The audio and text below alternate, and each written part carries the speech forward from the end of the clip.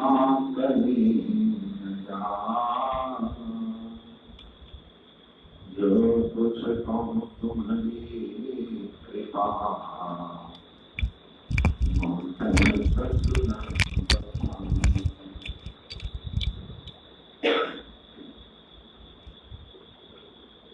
मंजन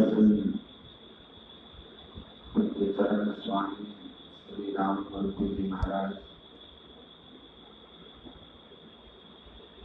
उपस्थित साधक वृंद, सत्संग प्रेमी महान भाव,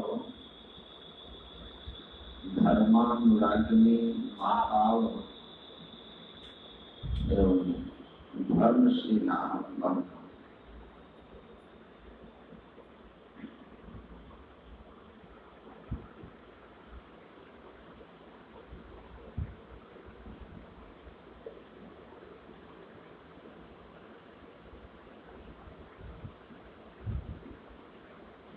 जीव को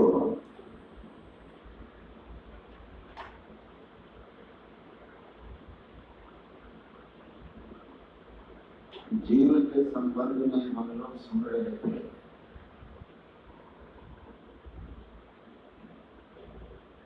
जीव किसको कहते हैं? कहा माया ईश न आप कह, जान कहे सो जीव।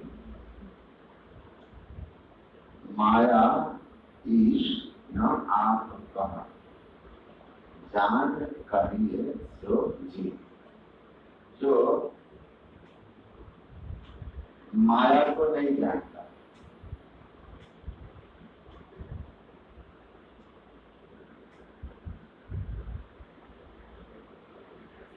समुद्र में रहने वाले मछली तो पता है कि समुद्र किसको कहते हैं।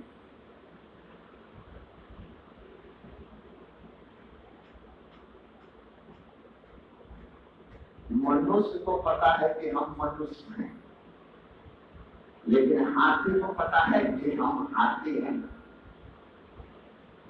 घोड़ा को पता है कि हम घोड़ा हैं।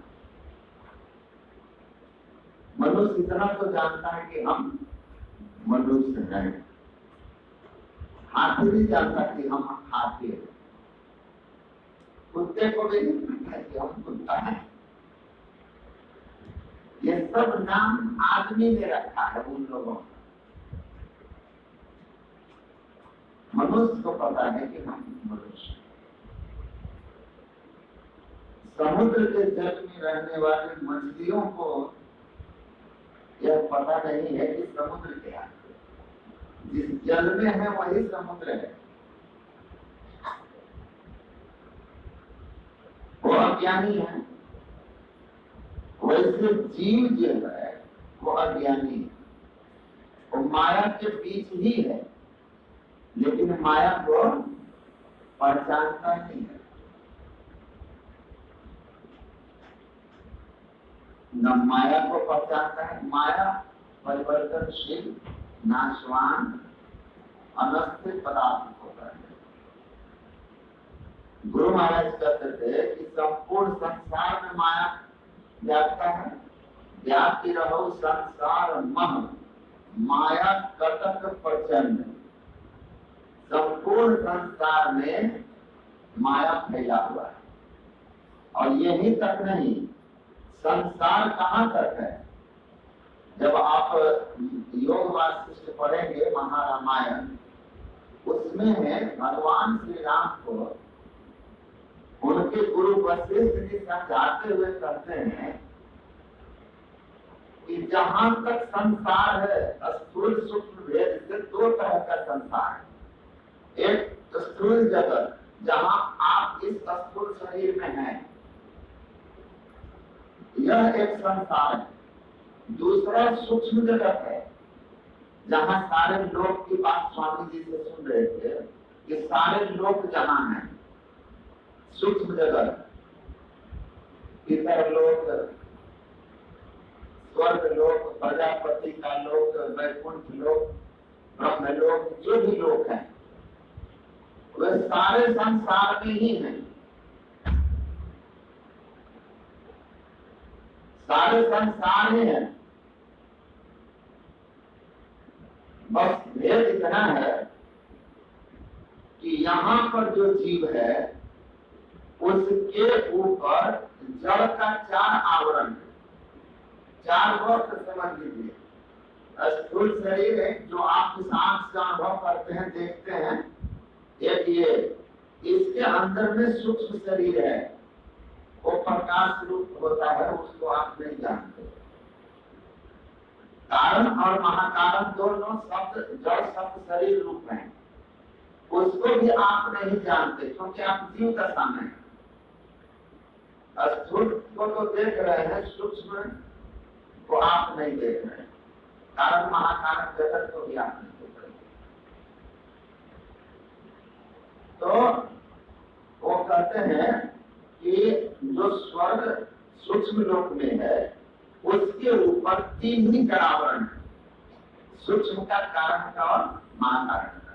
अर्थात उस जीव पर 3 ही शरीर है, हम पर 4 है, जड़ के 4, उनमें जड़ के 3, लेकिन वो भी सूक्ष्म संसार। और जो सुख यहाँ आप इस स्थूल शरीर में रहकर स्थूल इंद्रियों के साथ रूप, रस, गंध, स्पर्श और शब्द का भोगते हैं, वही सुख उन लोगों में सूक्ष्म शरीर में रहकर सूक्ष्म इंद्रियों से भोगते हैं। जैसे यहाँ के शरीर की अवधि है, आयु पूरी हुई, इस शरीर को आपको त्यागना पड़ता है। वसांस जीर्णानि यथा विहाय नामानि गृह्णाति नरोपराणि तथा शरीरानि विहाय जीर्णानि अन्यानि संयाति नवानि देहि।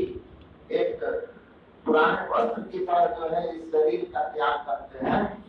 आप पुण्यानुसार उच्च लोक में जाते हैं या निम्न लोक में जाते हैं, वहां के कर्म आपके पूरे हुए, समय पूरा हुआ तो पतानंते महान, फिर वहां से पतन होता है, उस लोक से फिर आप गिरते हैं, फिर आपका पुनर्जन्म होता है, एक नया शरीर मिलता है, स्थूल का एक और लेप आप पर चढ़ जाता है। इस तरह से स्थूल और सूक्ष्म लोक में जाना और आना मनुष्य शरीरधारी जीव का होता है। फिर निम्न शरीर में भी चले जाते हैं। तो कहते हैं कि आप माया को नहीं जानते पूरी तरह से, माया का पसार कहाँ तक है। 3 लोक पिंजर भया, पाप पुण्य जो जाल, सब जीवा सावध भय एक अहेरी काल।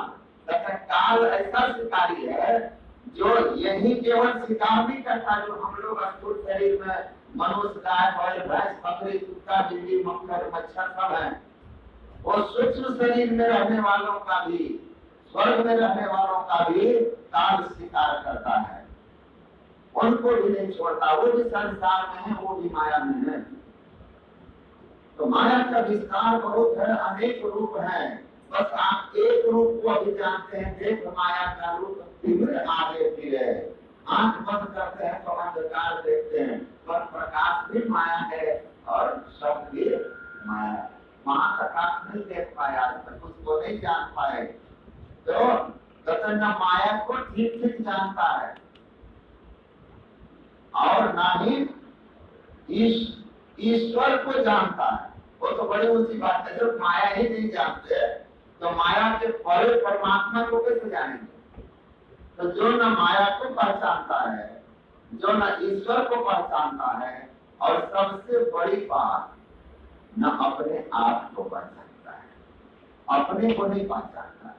कुछ बात महर्षि संतदेवी जी महाराज करते थे, ये कितने आश्चर्य की बात है कि लोग अपना घर द्वार, जमीन, दुकान, मकान, गाड़ी, सगे संबंधी, पुत्रादि सबको पहचानते हैं, पर खुद को नहीं पहचानते। वो हम, मैं कौन हूं। शरीर तो आप हैं, कहते हैं कि शरीर नहीं है, आत्मा नहीं, पर कैसे है पहचान है? आज तक मुलाकात है खुद से, अपने आप से मुलाकात हुआ, अपने को देखे कि मैं शरीर में रहने वाला आत्मा हूँ, अब मैं बोलने वाला हूँ, बोलता ब्रह्म है राम प्यारा, इस शरीर में बोलने वाला परमात्मा का प्यारा जीव है हम, लेकिन देखे कि हम कैसे हैं, खुद से परिचय नहीं है। तो ना आप माया को पहचानते हैं, ना आप ईश्वर को पहचानते हैं, और ना अपने आप को पहचानते। तो हम जीव हैं जो तीनों को नहीं जानते, और जो खुद को नहीं जाना उसका सारा ज्ञान व्यर्थ हो जाता है। आत्म ज्ञान बिना नर भटके, क्या मथुरा क्या काशी। पानी की जमीन प्यासी रे मोहि सुनी सुनी आवे हाथ से। पानी के बीच में मछली प्यासी रहती है, ये सच्चाई है। तब तक प्यासी रहती है जब तक मछली उलटती है। हमारे सर्वत्र ब्रह्म है और हम स्वयं अपने अंदर में हैं, लेकिन हमको स्वयं से परिचय, अपने आप को नहीं जानते हैं। आपन ही को खोज मिले जब राम करी, अपनी खोज करो। वो हम महर्षि रमन की पूरा जो दर्शन है महर्षि रमन का, इतने महान संत है कि अंत में मौन रहने लगे। गुरु महाराज बहुत बार इस कथा करते थे कि कौन ब्राह्मण विदेश से आए थे संत की खोज में, बहुत जगह घूमे, बहुत लोगों से मिले और बहुत से मिले, बहुत जगह घूमे, लेकिन उनको प्रश्नों का उत्तर नहीं मिला। अंत में जब वो जहाज पर बैठे, पानी के जहाज पर जाने के लिए मिले अपने देश वापस, तो कहते हैं कि उनको प्रेरणा हुई जहाज पर। इस पास एक संत है, आप उनके आश्रम पर जाओ। उनके आश्रम के एक महात्मा है स्वामी ईश्वरानंद जी महाराज, वो रहते वहां है, दीक्षा संस्मत दिए। स्वामी ईश्वरानंद दीक्षा संस्मत में दिए हैं, रहते वहां है। तो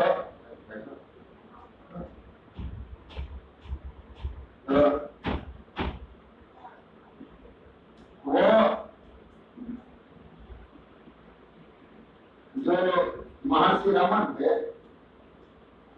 वो कहते थे कोई भी उनसे कुछ पूछे, और ब्राह्मण जब उनके यहाँ गए ना तो महर्षि रमन कुछ बोलते नहीं थे, लेकिन पॉल ब्राह्मण के मन में जितना सवाल था उस सारे सवालों का जवाब मिल गया।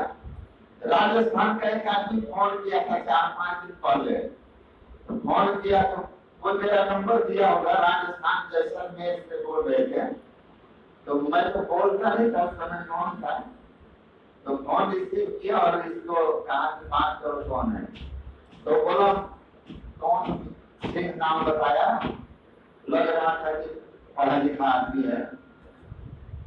कि महाराज जी, बोला वो तो मौन में है। कहा मेरी बात सुन तो सकते हैं? बोला कि हाँ।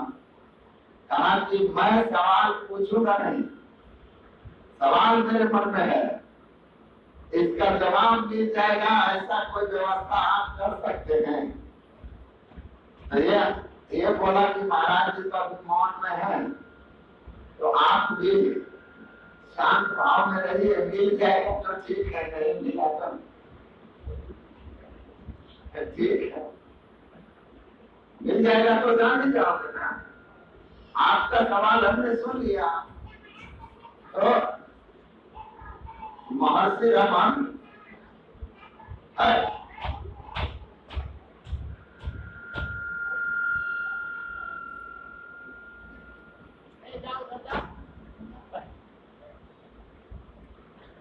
ऐसे भी सुन लो, जी का भंडारा सुन दे रहा है, अल्लाह किया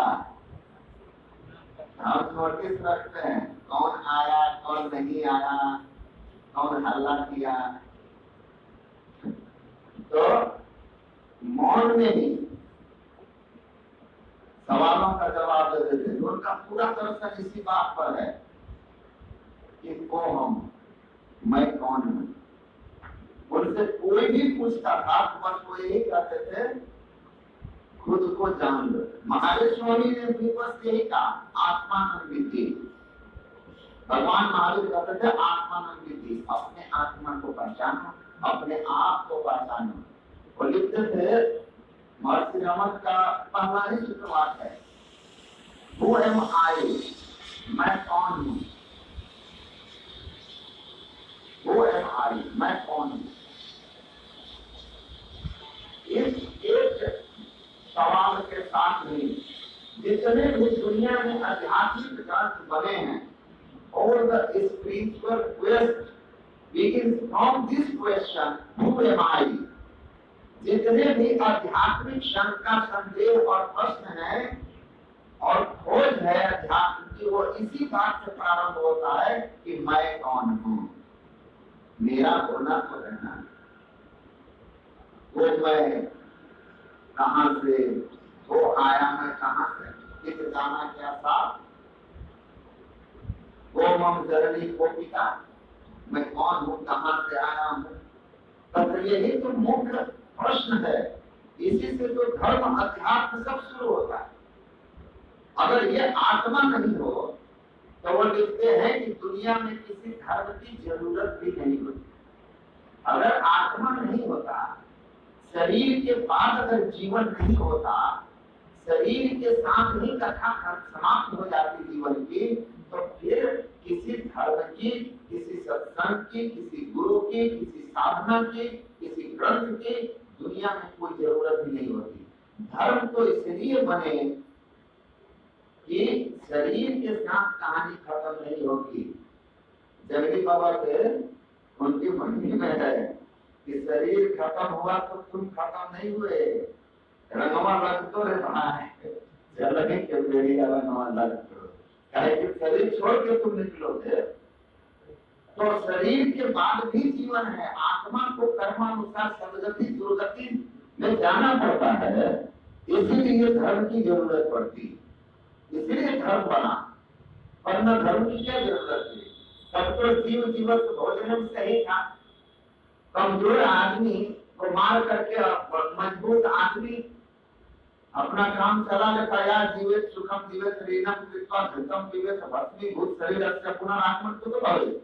जब तक जियो ऋण लेकर के भी घी पियो, मरने के बाद शरीर के जलने के साथ ही पांच तत्व में कथा खत्म हो गई।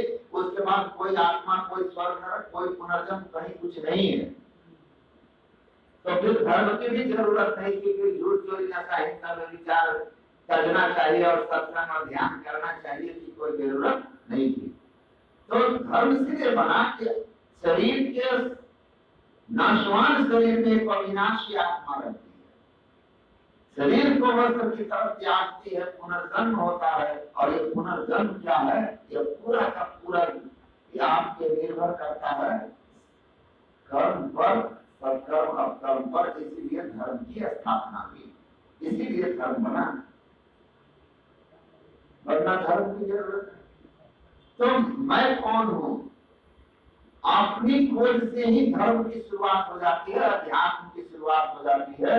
और यही जीवन का वो मौलिक प्रश्न है जिस प्रश्न की अगर आपने खोज नहीं की तो दुनिया की सारी खोज करने के बाद भी बड़े से बड़े वैज्ञानिक बनकर के भी आपको रोना पड़ेगा,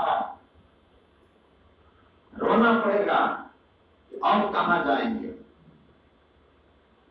तो जो ईश्वर को, माया को और अपने आप को नहीं जानता है उसको जीव कहते हैं। ये जीव है क्या? तुलसीदास जी महाराज कहते हैं ईश्वर अंश जीव अविनाशी। यह जीव ईश्वर का अविनाशी, नाश नहीं होने वाला अंश है। सबका नाश हो जाएगा, इसका नाश नहीं होगा।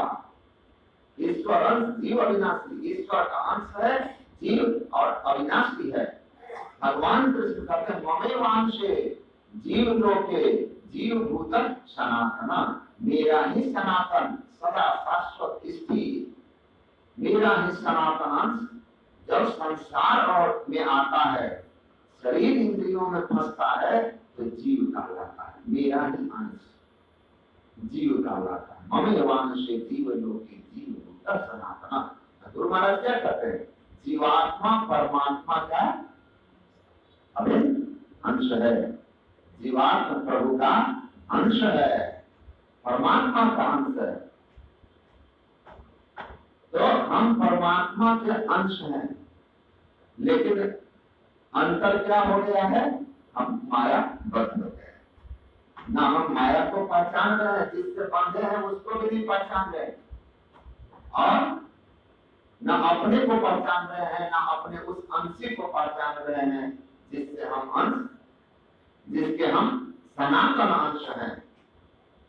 तो इसलिए यह जो जीव अवस्था हमारी है, यह कैसी हो गई? अभी आपने पाठ में सुना, भगवान राम ने कहा ये जीव परमात्मा का अंश है। परमात्मा कैसे है? निर्मल निराकार निर्मोहा नित्य निरंजन सुख संदोहा। परमात्मा परम पवित्र है, और हम लोग कैसे हो गए हैं? हम लोग में वो पवित्रता है जो ईश्वर में है। ईश्वर में कोई विकार नहीं है। कल भी मैं कहा था, काम क्रोध लोभ मोह मद मात्सर्य ईर्ष्या द्वेष तमोगुण रजोगुण सत्वगुण, ये सब कुछ नहीं है। कुछ है? कहीं नहीं है। एक जगह दो आदमी थे, वो हर बात में लड़ते रहते थे, हर बात में लड़ते रहते थे। एक संत थे, साधना थोड़ी अच्छी थी, तो उन्होंने ध्यान लगा करके देखा, तो देखा कि पिछला जन्म में दुनिया है, अपना अपना निशान बना के रखा था। इसके इधर आओगे तो भिड़ेंगे, इसके इधर आओगे तो भिड़ेंगे। तो इस जन्म में आदमी बन के एक जगह हुआ, तो भी दोनों जगह जहां मिले तो सिंह में सिंह लड़ा दिया। पुनर्जन्म है ना, पिछला संस्कार आया है तो पकड़ता है संस्कार। एक कहानी में आपको सुनाया था ना, वो पकड़ता कैसे है? आप लोग भूल जाते हैं कि एक आदमी नया नया शर्ट पहना, बहुत अच्छा कुर्ता सीधा कर ला करके रख दिया था अलमारी में, और उसका दोस्त आ रहा था किसी कार्यक्रम के लिए साथ जाना था, आमंत्रण करने। तो जो आ रहा था ना, तो बरसात के समय रोड पर तेजी से कार गुजर गया, उसके कपड़े पर बड़ा कपड़ा खराब हो गया। तो अपने मित्र के यहाँ से कहा कि आप ये हमको ये कपड़ा जो है खराब हो गया है, तो तुम अपना कोई कपड़ा हमको दे दो। तो कहा अलमारी में है, ले लो। वो अलमारी खोला तो देखा एकदम नया सेट कुर्ता पैजामा, वो एकदम बरसात में सबसे अच्छा कुर्ता पैजामा, वो आराम से ले करके, अब उसका नया कुर्ता पैजामा सिल्क का था, पूरा बटन उटन गोल्डन लगा हुआ, एकदम से पहन लिया, इधर गुलाब का बना हुआ सब, बड़ा उसके शरीर में अच्छा लग रहा था। तो दोनों साथ गए, तो देख रहा है कि इसमें तो बड़ा अच्छा लग रहा है। अब जो भी नया कपड़ा पहने हैं और अच्छा लग रहा है, कोई भी आपको देखेगा ना। तो वो गया, पहले वीडियो के यहाँ के सर हम लोग के यहाँ खेल कूद है, फाइनल है, अमुक तारीख को आपको आना है। तो वीडियो साहब ने हाँ टाइम निकाल के आएंगे, लेकिन देख उसी आदमी को है जो नया कपड़ा पहना हुआ था। इसके दोस्त को लगा कि कल तो फिर हम पहन के वीडियो साहब यहाँ आएंगे, तो कहीं ये न सोचे कि उसी का पहन के ही आया है। तो इसको रहने गया। अब देखिए क्या करता है, कहता है कि सर आइएगा ना? तो हाँ सर जरूर आइएगा। सर ये जो पजामा पंजाबी पहना है नहीं, मेरा ही है, मेरा ही है। अब ये निकल गया बात, कहा कि दिमाग खराब है तुम्हारा, तुम क्यों हमारी बेइज्जती किए? एक दिन तुम्हारा कपड़ा पहन लिए तो कह दिया कि ये सर जो पहना हुआ है हमारा है। अच्छा नहीं कहेंगे भाई गलती हो गया, भाई गलती हो गया, हाथ जोड़ते हैं, माफ कर दो, अब नहीं कहेंगे। तो हुआ कि अब नहीं कहेगा। दूसरे यहाँ गया, फिर वहां से गया डीएसपी को निमंत्रण देने, उनको भी कहा डीएसपी साहब भी देख रहे, बड़ा अच्छा कपड़ा पहना है। अब उनको भी आमंत्रण दे के निकलने लगा तो कहा कि सर ये जो कुर्ता पजामा पहना है ना, ये मेरा नहीं इसी का है। और ये बाहर निकल गया, कहा अरे तुम जो पहना है तो तुम्हारा है, हम जो पहने हमारा है, आदमी कहना सोचेगा। तो इसमें अब तुमको उदाहरण देने की क्या जरूरत, कहने की क्या जरूरत है? ये कुर्ता पजामा इससे का, आपको इसके मन में शक हो गया होगा कि ऐसा ही क्यों बोला, इसका मतलब इसका नहीं है। तो तुम कुर्ता पजामा पर क्यों अटक गए हो? हमने भाई की हो नहीं बोलेंगे, हाथ जोड़ते हैं गलती करके, आपसे नहीं बोलेंगे। हाथ जोड़ दिया, कहा चलो ठीक है। अंत में एसडीएम के यहाँ गया, लोग उनको भी आमंत्रित कर दिया। वो भी देख रहे हैं बड़ा सुंदर कुर्ता पजामा, वो भी कहे कि आएंगे। चलने लगा तो कहा सर आइएगा, अच्छी बात है। जहाँ तक इस कुर्ता पजामा की बात है, इसका है कि मेरा इस बारे में हम कुछ नहीं बोलेंगे, हम कुछ नहीं बोले। तो आदमी को पकड़ लेता है कोई चीज, वो 5 बार हाथ जोड़ देगा, अच्छा भाई फिर वही बात, फिर वही बात। तो मेरा कहने का भाव है कि देखिए, हेलो हेलो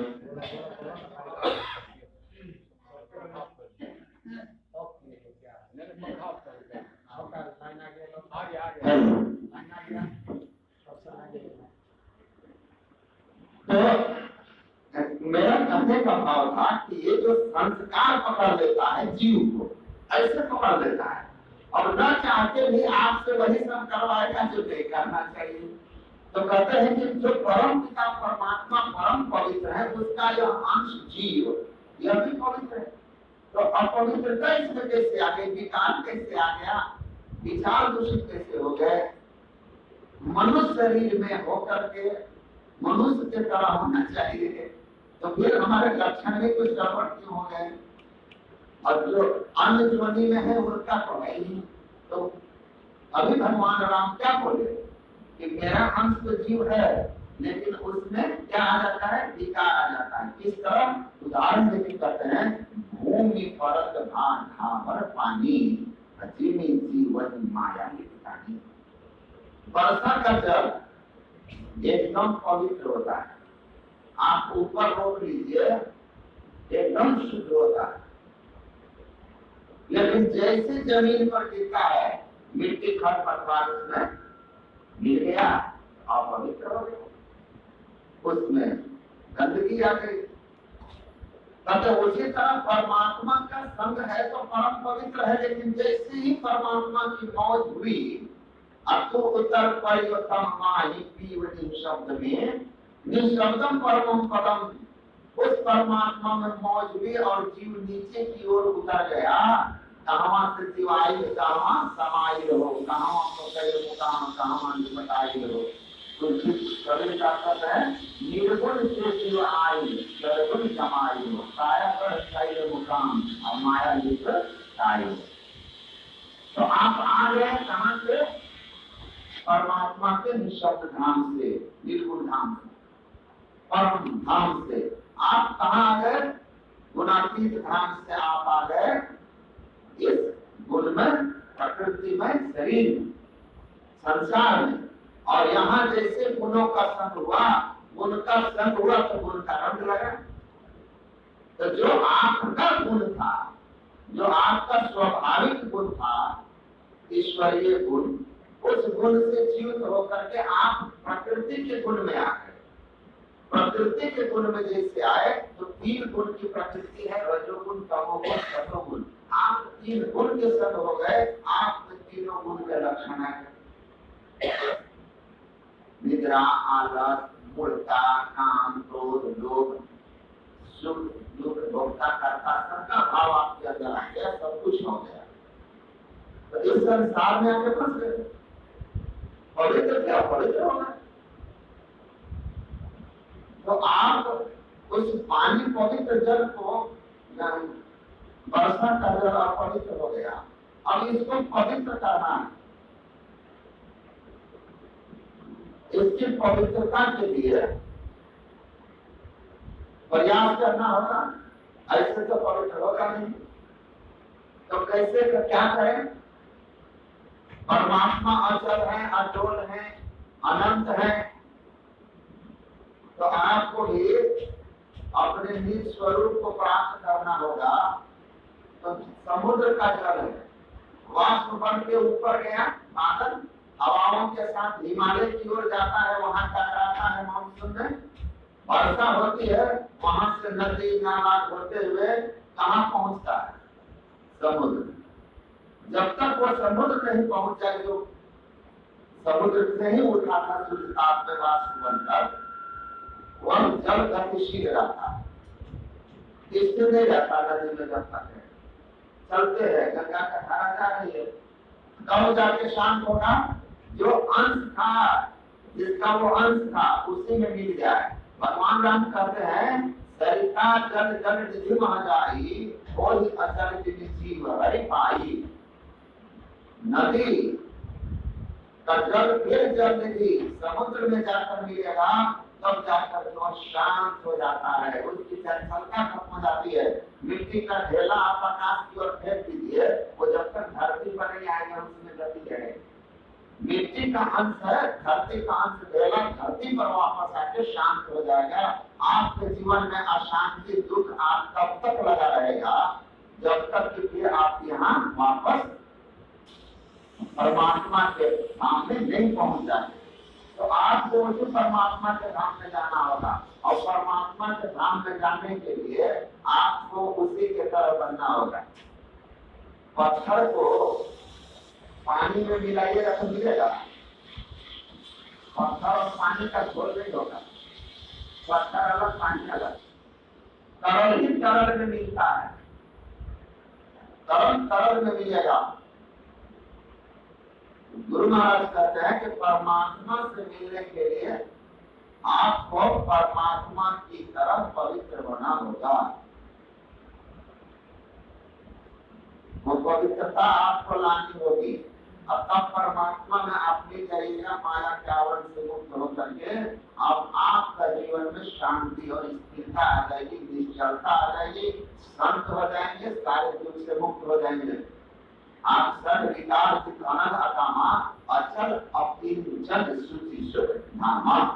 आप ही अचल, बिना हिचक वाला, बिना किसी विकार का, समस्त विकारों को जीते हुए शांत पुरुष हो जाएंगे, आनंदमय आपका जीवन हो जाएगा, जन्म मरण का चक्र खत्म हो जाएगा, आप स्वयं परमात्मा हो जाएंगे। सो जाने ही दिखते हो जाने जाने तुम्हें हो जाएगा। अपने और ईश्वर के बीच का भेद खत्म हो जाएगा, माया का आवरण गिरेगा। तो आपको पवित्र होना होगा। तो पवित्रता के लिए क्या करना होगा? भगवान राम क्या कहे? अभी पानी किस तरह से एक जगह धीरे धीरे धीरे धीरे जमा होते होते गड्ढा भर जाता है, उसी तरह आपको क्या करना है? धीरे धीरे अपने अंदर में दुर्गुणों को हटाना है और सद्गुण को अपने अंदर में ग्रहण करना है। दुर्गुण निकल गए, सद्गुण आ जाएंगे तो क्या होगा? आप जब गुणों की खान हो जाएंगे, ईश्वरीय सामर्थ्य आप में आ जाएगा, आप ईश्वर का दर्शन कर पाएंगे, ईश्वर से एक में हो जाएंगे। इसके लिए आपको दो काम करना है। सत्संग सुनना है इधर से, और ले जाना किधर? इधर। संतरी जी महाराज ने कहा सुना है ना, एक आदमी 3 मूर्ति लेकर के आया। ध्यान से सुनिए, 3 मूर्ति लेकर के आया। इतना बढ़िया से समझा के आप लोगों को बोलते हैं। एक प्रवचन मुंबई दिल्ली में होता तो कहाँ से कहाँ बोल के निकल गए थे। तो 3 मूर्ति लेके आया। तीनों मूर्ति एक ही धातु का, मतलब तांबे तीनों, वजन भी एक जैसा, बनावट भी एक। राजा के दरबार में राजा ने पूछा कि इस मूर्ति की कीमत क्या? इसकी कीमत फ्री में, इसको खरीदिएगा फ्री में दे देंगे, इसकी कोई कीमत नहीं है। बीच वाला का 4 पैसा, दूसरे का 4 पैसा, इसका राजा इसकी कीमत कोई नहीं दे सकता, इसको कोई खरीद ही नहीं सकता ना, बेशकीमती है, बेशकीमती है।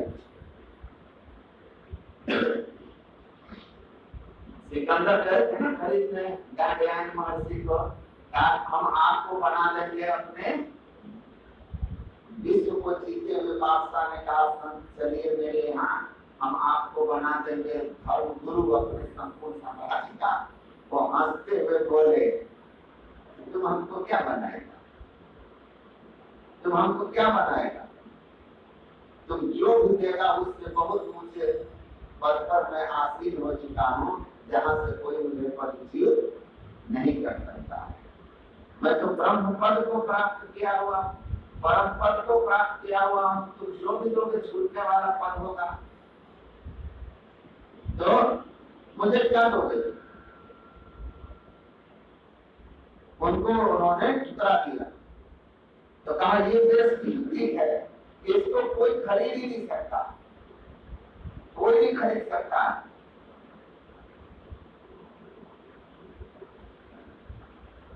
तो वो जो मूर्ति तीनों थी, कहा कि भाई आखिर इसमें कारण क्या है, एक धातु का, एक साइज का, एक वजन का, एक तरह का बनावट, एक की कीमत कुछ भी नहीं, एक की कीमत 4 पैसा, एक अनमोल, हम पता कर लीजिए। एक दरबार में मंत्री बड़े तेज थे, उन्होंने कहा भी मैं पता करता हूँ, एक पतली सी सीख लिया, अब कान में डाला, मूर्ति के कान में डाला, तो जिसको कहा कि इसका 1 पैसा देता हम नहीं है, फ्री वाला है, वो इस कान में डाला और इस कान से सीख बाहर निकल गया। कहा अच्छा, दूसरे के कान में जब डाला सीख तो इधर घुसा और मुंह से निकल गया। कहा कि अच्छा, तीसरे को सीख डाला तो इधर गया और हृदय में पहुंच गया।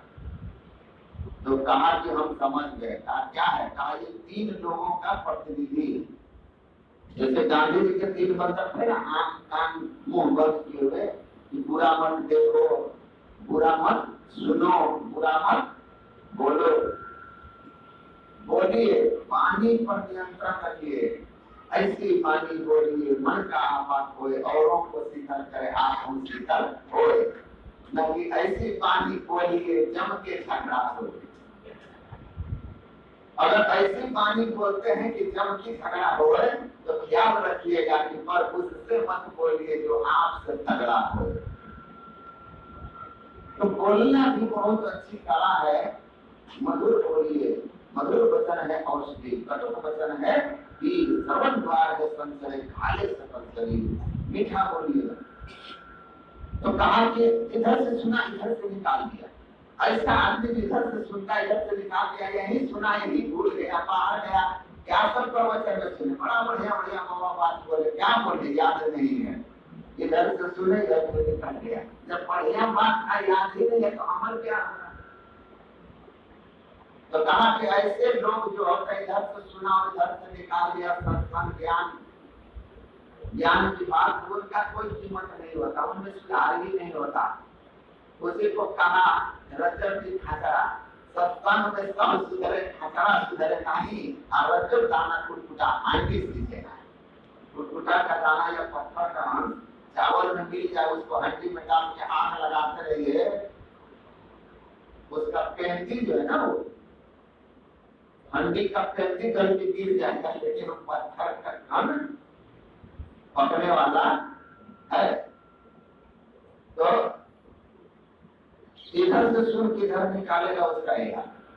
तो कहा कि 1 पैसा का भी नहीं है, तो कौन वैल्यू वाला है, 4 पैसा क्यों, कहा इधर से सुनता है, याद रखता है और दूसरे को सुना देता है, तो उसका 4 पैसा कीमत है।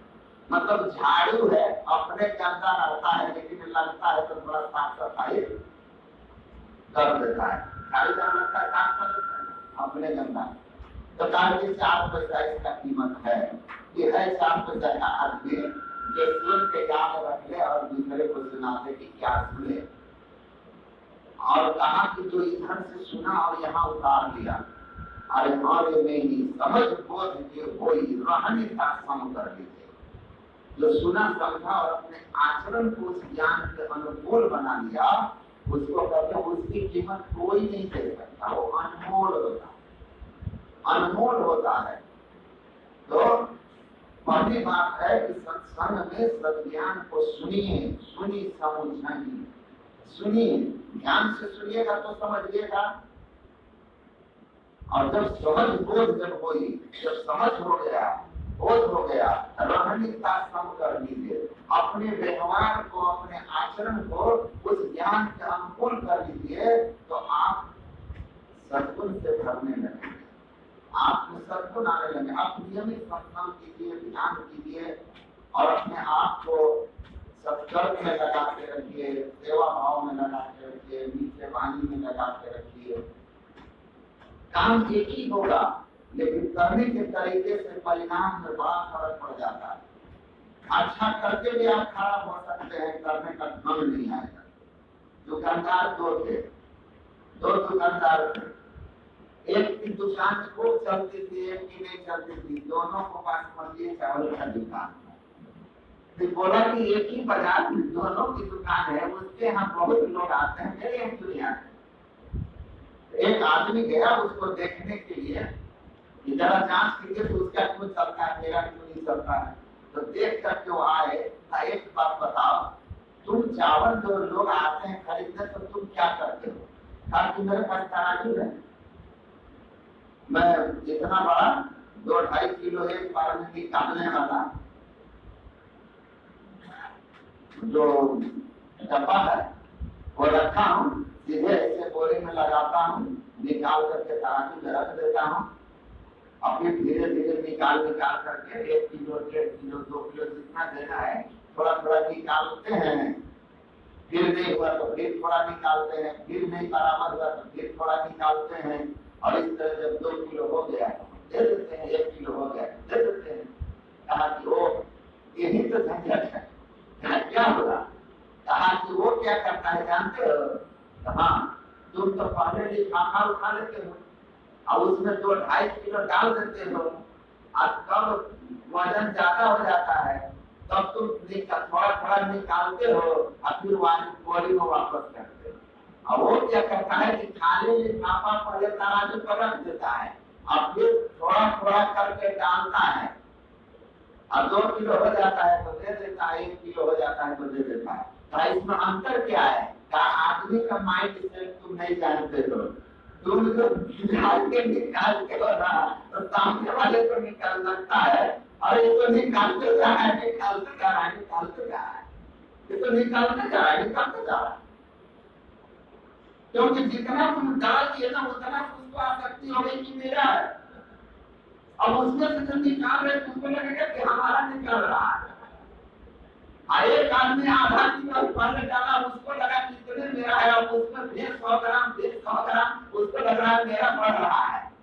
तो तुम्हारे प्रति जो है उसके प्रति होता है कि ये देते जाता है और ये परिमाण है, ये निकालते जाता है, देते दोनों उतना ही हो। तो आप आदमी के माइंड सेट को नहीं जानते कि आदमी की सोच कैसी होती है। इसीलिए तो गुरु की जरूरत होती है ना, इसलिए तो लोग आते हैं कि उनको पता है कि कैसे सारा दुनिया घूमेगा। कुआं में रहिएगा, समुद्र में जाइएगा तब न पता चलेगा कि जीव जंतु कैसे कैसे वहां पर है। तो आपको अपने रहनी को हमेशा सकारात्मक रखिए, सकारात्मक रखिए। कुछ आचार्य श्री महर्षि प्रभु जी महाराज की कथा है जो मैंने लिखा हुआ भी है, उनकी पुस्तक ज्ञानप्रद कहानियां। उसमें कहे ना कि एक राजा के पास एक राजा स्वप्न देखा, स्वप्न में देखा कि हमारे सारे काम भर गए, माल पक गए, मैं झुक करके लाठी लेके चल रहा हूँ। ज्योतिषी को बुलाया, कहा इसका क्या अर्थ है, कहा कि बहुत बुरा सपना है। नहीं समझे, कहा महाराज आपके घर परिवार के सारे लोग आपके सामने ही मर जाएंगे, राजा कहा ऐसा कठोर भाषा बोलने वाला ये आदमी है, इसको जेल बैठा लो, इसको बोलने नहीं आता है, ये रहेगा तो कितना का हर एक काम आएगा, इसको जल्दी जेल में बंद कर दिया। एक दूसरे ज्योतिषी को बुलाया, कहा कि घर आओ, मैंने ऐसा स्वप्न देखा है। कहा महाराज ये बहुत अच्छा स्वप्न है। कहा अच्छा कैसे है? कहा आपके परिवार में जितने लोग हैं उन सब के बाद तक आप जिंदा रहिएगा, आपकी आयु बहुत है, आपके घर में जितने लोग हैं उन सब के बाद तक आप जीवित रहेंगे, तो सब मर जाएंगे तब न बात में कोई जीवित रहेगा। कहा तो वही था, कहने का तरीका था। तो आपको अपने अंदर में सद्गुण लाना है, कहने के ढंग पहले सीखना है कि बोलना कैसे है, बात वही है, कहने का तरीका होना चाहिए, ताकि सामने वाले को कठोर शब्द भी बोलो तो गुरु महाराज कहते हैं सत्य सुहाता वचन, सत्य कहिए लेकिन थोड़ा सुहाता बोलिए। और जब सामने थर मिल जाए तो फटकार तो कभी कभी देना ही चाहिए, है कि नहीं? लेकिन पहले सुहाता शब्द कहकर समझाइए। तो बोलने का ढंग, ये सब चीजें सीखिए, थोड़े थोड़े सद्गुण लाइए। आप जितना इस शरीर मिला है नष्ट हो जाएगा, इस नाशवान शरीर से अगर अच्छा काम कर लिए तो आप समझिए कि व्यापार में आप एक नंबर बढ़िया हैं, आप एक नंबर व्यापारी हैं। इस नाशवान शरीर से अविनाशी काम कर दीजिए, परोपकार कर दीजिए, अच्छा नाम पीछे छोड़ के चले जाए। सत्कर्म सद्गुण धीरे धीरे अपने में थोड़े थोड़े करके छोटे छोटे गुण को अपने में अपनाइए। संकल्पित होइए, जीवन में संकल्पित होइए, कोई चीज करने के लिए हमको करना है, ये दुर्गुण हमको छोड़ देना चाहे कुछ हो जाए। हम देखिए एक आदमी को, वो बिना सिगरेट के और गुटखा के एक क्षण नहीं रहते थे। जब मैं उनके घर से बंगाल से सत्संग कर उतरने का, बहुत अमीर आदमी, बढ़िया परिवार है, भगत परिवार है, बहुत अमीर आदमी, बड़ा मकान। जैसे हम उतरने लगे सत्संग समाप्त करके, तो एक समय के सत्संग में थोड़े देर के लिए वो अब्सेंट हो गए थे काम से। हम वापस आ रहे थे, 2 मंजिला से नीचे जा रहे थे, वो आए, हमको तुरंत प्रणाम किए। प्रणाम करके आप बोले कि जा रहे हैं बाबा कहाँ, तो कुछ दक्षिणा ले लीजिए। हम बोले कि आपसे कम दक्षिणा में हम मानने वाले नहीं। बहुत उदार, बहुत बड़े आदमी, बड़े प्रेम भाव हमसे रखते हैं। तो उनकी पत्नी जो है मेरे से 4-5 साल छोटी है, और मेरे दोस्त की सिस्टर भी है, भैया भी हमको करती है। तो हम बोले कि आपसे थोड़ा थोड़ा दक्षिणा नहीं देंगे। तब उनके पास पर्स था, और पर्स में जितना भी नोट था 1000-500 का, कम से कम 10,000 होता, तो बोले सब पर्स ही रख लीजिए। हमारे नहीं, ये सब दक्षिणा वगैरह से हमको कोई मतलब नहीं, जो मांगेंगे जितना मांगे वो आपको देना। तो बोले क्या मांगेगा? हम बोले वचन दीजिए कि हम दे देंगे। तब सच पकाया थोड़ा सा, हम बोले चिंता मत कीजिए, घर नहीं दिखाएंगे, हम घर छोड़े हुए लोग हैं, तो हम घर नहीं दिखाएंगे आपका। तो बोले कि नहीं वो बात नहीं, हमको पता है कि धन तो आप मांगेंगे नहीं, मांगने वाला जब सामने मांगने वाला सत्पात्र हो तो देने वाले को 100 बार सोचना चाहिए, और मांगने वाला जब कुपात्र हो तो 1000 बार सोचना चाहिए कि कुपात्र आदमी वचन देंगे तो क्या मांग लेगा। कहीं भस्मासुर निकला, आप वचन दे दिए तो वो आपको क्या मांगेगा? कपाल पर हाथ काफी कर रखेगा, पार्वती मांगेगा। तो आपको समझना होगा कि कुपात्र है तो 1000 बार सोचो, असत्पात्र है तो थोड़ा सोचो, अपने हिम्मत को टटोलो, क्योंकि वो तो धन मांगने से रहा। तो कहा बाबा मांगने वाला धन नहीं मांग सकता है, इसीलिए सोच में पड़ गए हैं कि क्या मांगिएगा। तो हमने उनको कहा कि मैं आपको देखा कि आप फटाफट बाहर निकलते हैं और उधर से आते हैं तो मुंह में चबाते हुए आते हैं, इसका मतलब कुछ उधर जाके धूम्रपान वगैरह करते होंगे। हमको सिगरेट पीने की आदत है, हम बोले कि आपसे सिगरेट ही गुटखा मांगने आए,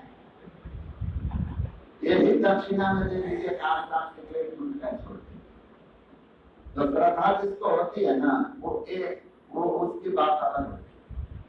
श्रद्धावान व्यक्ति के थोड़ा सा सोचे और उसके बाद बोले कि चलो आपकी कृपा रहेगी, मैं तो वचन आपको दे दिया, आपके हिम्मत पर कृपा बनाए रखिएगा ताकि हम सफल हो जाए।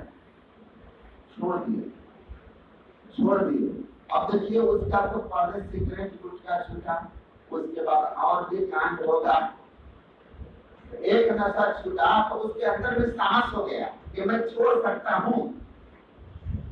छोटा छोटा काम जब आप करने लगेगा ना, तो आपको आत्मबल बढ़ जाएगा कि छोटे छोटे दोस्त दुर्गुण को आप त्यागने लगेगा तो आत्मबल बढ़ते चला जाता है और धीरे धीरे आदमी बड़ा बड़ा दोस्त दुर्गुण को छोड़ देता है।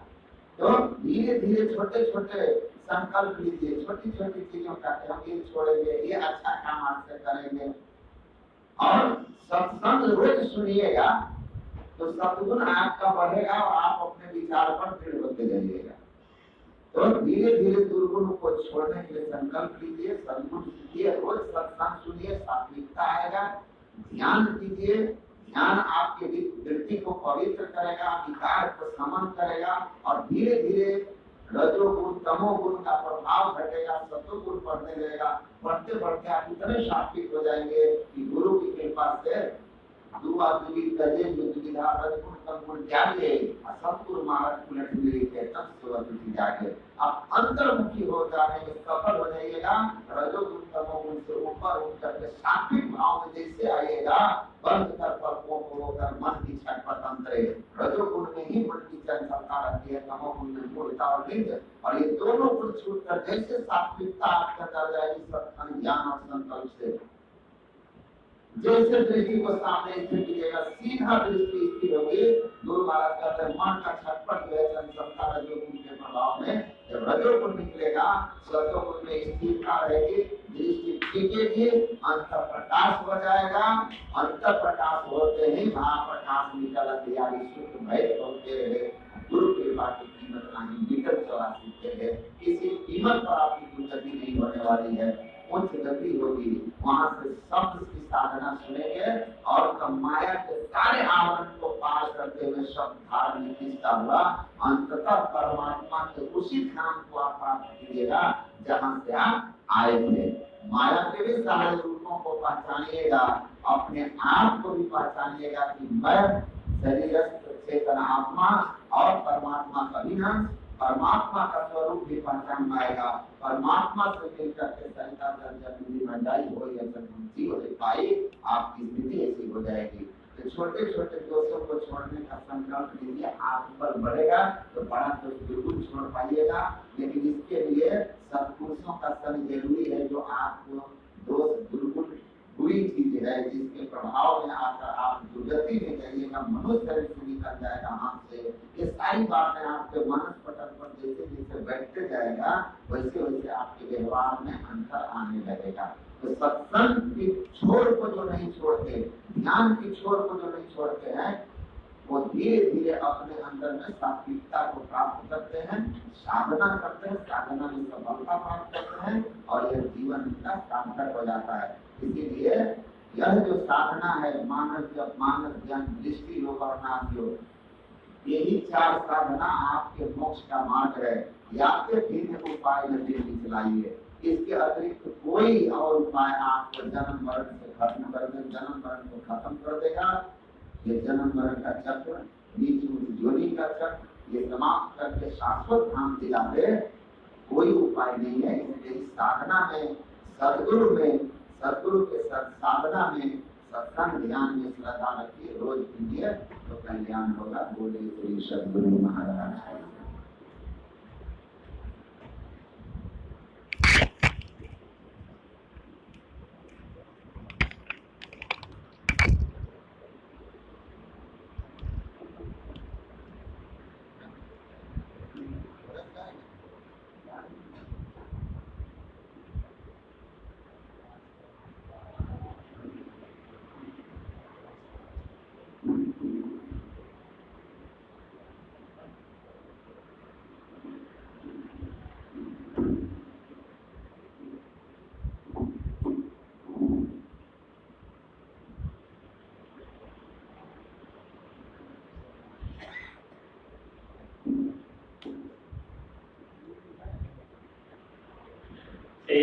सदगुरु महाराज जी की सब धरती कागज करो लेखन सब बहराए सात समुद्र की मस्ती करो गुरु गुरु लिखा न जाए श्री सदगुरु महाराज जी की मंच पर विराजमान संत भक्ति प्रचार प्रवक्ता स्वामी सच्चिदानंद जी महाराज के पावन श्री चरणों में नमन। पूज्य स्वामी राममूर्ति जी महाराज के पावन श्री चरणों में नमन। पूज्य गुरुजनों के पावन श्री चरणों में नमन। आदरणीय सत्संग प्रेमी तथा आदरणीय माता भक्ति की रचना आप सभी की सेवा में संत सदगुरु महर्षि मेरी ब्रह्मा जी महाराज की वाणी प्रस्तुत करने जा रहा हूँ।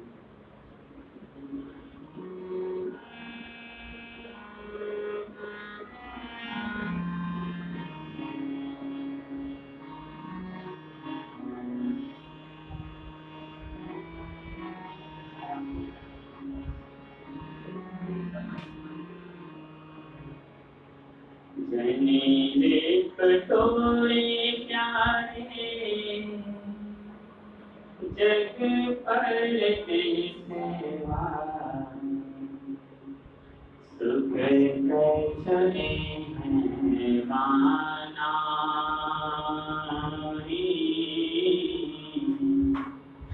सुख कैसे माना जने पटोरे प्यारे जग पर सेवा सुख कैसे वाना सुख कैसे वाना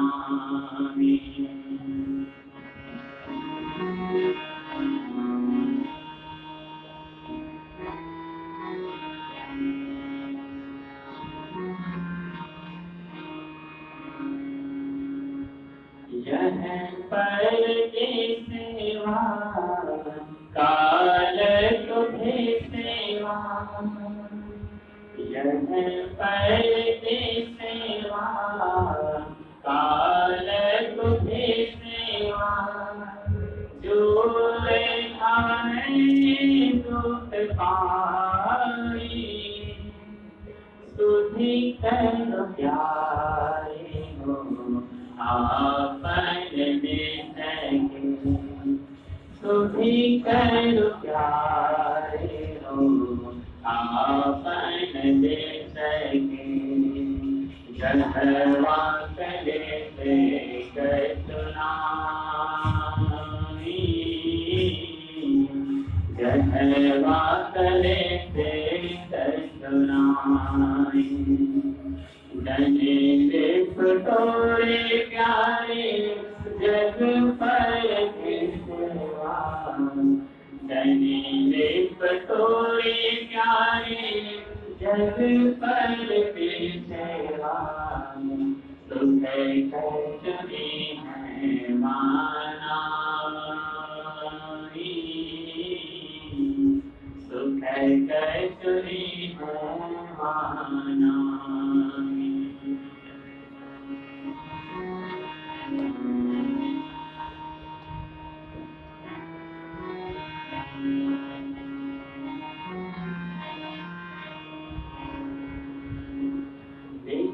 काया गए ऐने महले हो काया गए ऐने महले हो आपन घर पत पाई चलो चलो यही पथ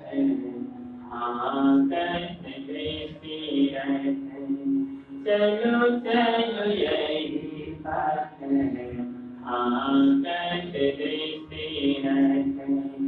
घने सतगुरु बतला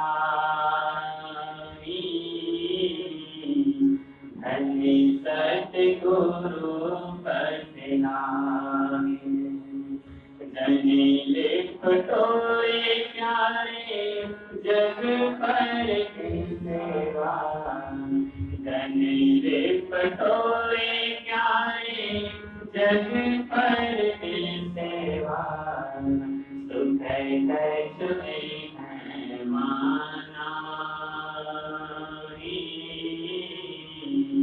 सुख कछुई है माना